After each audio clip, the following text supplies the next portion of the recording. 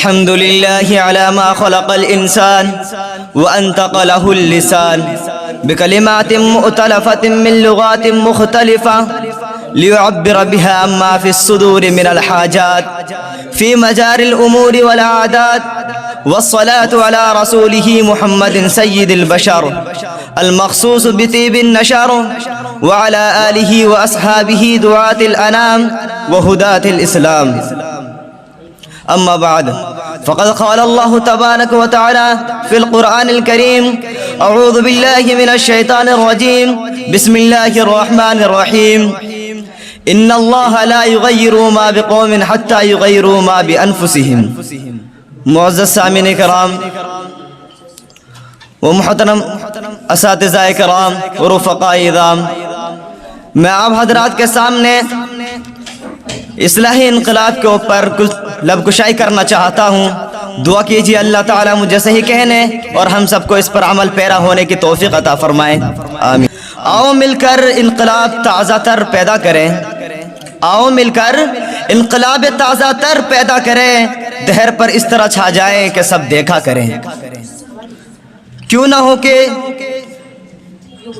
جس میں نہ ہو انقلاب موت ہے وہ زندگی، جس میں نہ ہو انقلاب موت ہے وہ زندگی، روح امم کی حیات کشمکش انقلاب. معزز سامعین کرام، مسلمان آج کل جن پریشانیوں سے دوچار ہے، جس طرح وہ ہر جگہ مصیبت کی زندگی بسر کر رہا ہے، وہ پر روز روشن کی طرح آیا ہے. آج امت مسلمہ ایک نازک موڑ سے گزر رہی ہے. طرح طرح سے انہیں ستایا و آزمایا جا رہا ہے. کبھی اس کے معصوم بچوں کو شہید، عورتوں کو بیوہ کر کے اسے آزمائش میں ڈالا جاتا ہے. کبھی اس کے فکر و نظر پر حملہ کر کے اس کی جانچ کی جاتی ہے. دوستو، یہ دنیائی قانون نہیں بلکہ خدائی قانون بھی یہی ہے. اللہ تعالیٰ خوشی و مسرت دے کر انسان کو آزماتے ہیں. اللہ تبارک و تعالیٰ نے قرآن کریم میں ارشاد فرمایا ہے: لِيَبْلُوَكُمْ أَيُّكُمْ أَحْسَنُ عَمَلًا. ہم تم کو آزماتے ہیں تاکہ معلوم ہو جائے کون اس آزمائش میں پورا اترتا ہے، کون اس امتحان میں اعلیٰ نمبرات سے کامیاب ہوتا ہے. محترم حضرات، مسلمان ان سب پریشانیوں کے باوجود، ان سب آزمائشوں کے باوجود اس طرح اپنی زندگی بسر کر رہا ہے، اسے کسی چیز کی پرواہ نہیں. وہ گرد پیش کے ماحول سے بے خبر ہو کر اپنے کشتی حیات کو آگے بڑھا رہا ہے. اگر اسے فکر ہے تو پیٹ کی، اگر اسے سوچ ہے تو صرف مال و دولت جمع کرنے کی، اگر اس کی خواہش ہے تو دنیا کی بڑی بڑی منصب اور عہدے حاصل کرنے کی. خدا کو فراموش کر بیٹھا ہے. نبی کریم صلی اللہ علیہ وسلم سے رشتہ توڑ لیا ہے. اپنے صحابہ اکرام رضی اللہ تعالیٰ عنہ اور اسلاف کے کردار کو پامال کر ڈالا ہے. اگر وہ چاہتا ہے تو دنیا کی بڑی بڑی مسند منصب حاصل کرنے کو چاہتا ہے. اگر اس کی خواہش ہوتی ہے، مال و دولت جمع کرنے کی خواہش ہوتی ہے. آج انسان یہ سوچتا ہے وہ تمام سامان راحت جمع کر کے پریشانی سے چھٹکارا پا سکتا ہے، اسے سکون کی منزلیں نصیب ہو سکتی ہے. اللہ کی قسم، یہ اس کی خام خیالی ہے. اگر اس کو سکون اور راحت چاہیے تو صرف خدا کی یاد میں مل سکتی ہے، اسلام کا سچا سپاہی بننے میں مل سکتی ہے. نبی کریم صلی اللہ علیہ وسلم سے عشق بڑھانے کے ساتھ رشتہ محبت استوار کرنے میں مل سکتی ہے. کسی شاعر نے کیا خوب کہا ہے: دو جہاں کی کامیابی گر تجھے درکار ہے، دو جہاں کی کامیابی گر تجھے درکار ہے، تھام لے دامن ان کا محمد جن کا نام ہے. اور محمد کے طریقے سے قدم جو بھی ہٹائے گا، محمد کے طریقے سے قدم جو بھی ہٹائے گا، کبھی رستہ نہ پائے گا، کبھی منزل نہ پائے گا. محترم حضرات، جب چہار دانگ عالم میں اسلام اور مسلمانوں کے خلاف سازشیں ہو رہی ہے تو مسلمانوں کو بھی بیدار ہونا چاہیے، اپنے اندر تبدیلی پیدا کرنے کی کوشش کرنا چاہیے. کیوں نہ ہو کہ جب خدا تعالیٰ نے قرآن کریم میں ارشاد فرمایا: ان اللہ لا یغیر ما بقوم حتی یغیروا ما بانفسہم، میں اس قوم کی حالت تو اس وقت تک نہیں بدلتا جبکہ وہ قوم خود اپنے حالت بدلنے کی کوشش نہ کریں. کسی شاعر نے کیا خوب کہا ہے: خدا نے آج تک اس قوم کی حالت نہیں بدلی، خدا نے آج تک اس قوم کی حالت نہیں بدلی، نہ ہو جس کو خیال خود اپنی حالت بدلنے کا. محترم حضرات، اس لیے مسلمانوں کو بھی چاہیے کہ وہ اپنی تن مردہ میں جان ڈالنے کی کوشش کریں، اپنے روح میں اصلاحی انقلاب پیدا کرنے کی کوشش کریں. ہماری یہ تمنا ہو کہ ہم آکاش کی بلندی تک پہنچے، ستاروں پر کمندیں ڈالیں. ہماری یہ تمنا ہو کہ دنیا کی تمام مخلوق ایک ہی پروردگار کو اپنا مشکل کشا سمجھیں، اسی کے آگے اپنا سر جھکائے.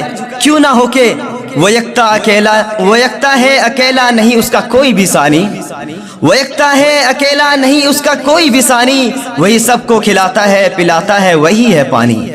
عبادت اسی کی کرتی ہے بنی نوح انسانی، عبادت اسی کی کرتی ہے بنی نوح انسانی، اسی کے آگے جھکتے ہیں سرشاہ سلطانی. محترم حضرات، صحابہ کرام رضی اللہ تعالیٰ عنہ کو زندگی کو دیکھیے.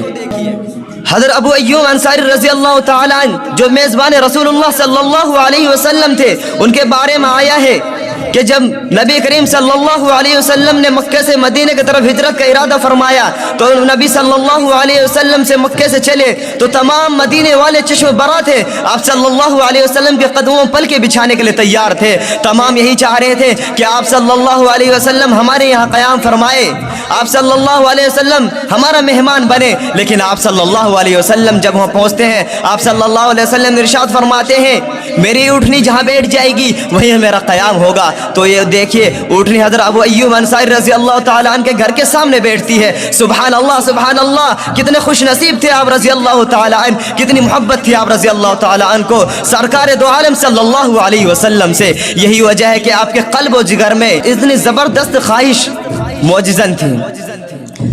سیدنا امیر معاویہ رضی اللہ تعالیٰ عنہ نے جب قسطنطنیہ میں فوج کشی کا ارادہ کیا، قسطنطنیہ مشرقی کلیسیا کا مرکز تھا، اس لیے وہاں کے باشندوں نے بھرپور مدافعت، بھرپور حملے کی تیاری کی. انہوں نے یہ چاہا کہ آج اسلام کو، آج مسلمان کو اور اس محمد نبی صلی اللہ علیہ وسلم کو ماننے والوں کو پامال کر ڈالیں، ان کا نام و نشان مٹا ڈالیں.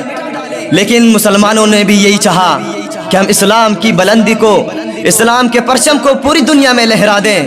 تو مسلمانوں نے بھی اظہار کیا. اس کی ایک وجہ یہ بھی تھی کہ نبی کریم صلی اللہ علیہ وسلم نے قسطنطنیہ کی فتح کی خوشخبری دے رکھی تھی.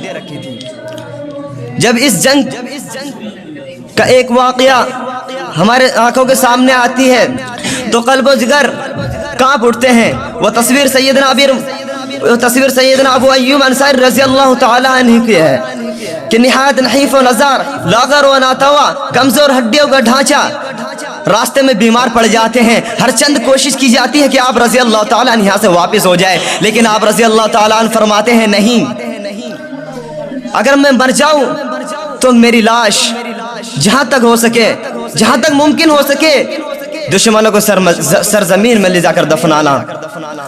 جب دشمنوں سے بے محابہ لڑائی ہوتی ہے تو آپ رضی اللہ تعالیٰ عنہ مرض الموت میں مبتلا ہو جاتے ہیں.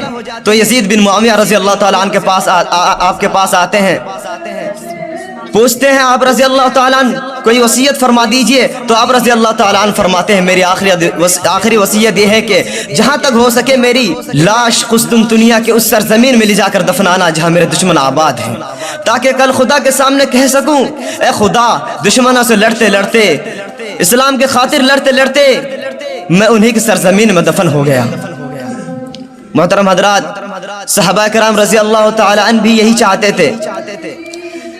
صحابہ کرام رضی اللہ تعالیٰ عنہ نے اسلام کو پھیلانے میں تن من دھن کی بازی لگا دی. اس لیے ہمیں بھی چاہیے کہ اپنے اصلاح انقلاب کی فکر کریں اور بارگاہ یزدی میں ہاتھ اٹھا کر دعا کریں. عزائم کو سینوں میں بیدار کر دے، عزائم کو سینوں میں بیدار کر دے، نگاہ مسلم کو پھر سے تلوار کر دے.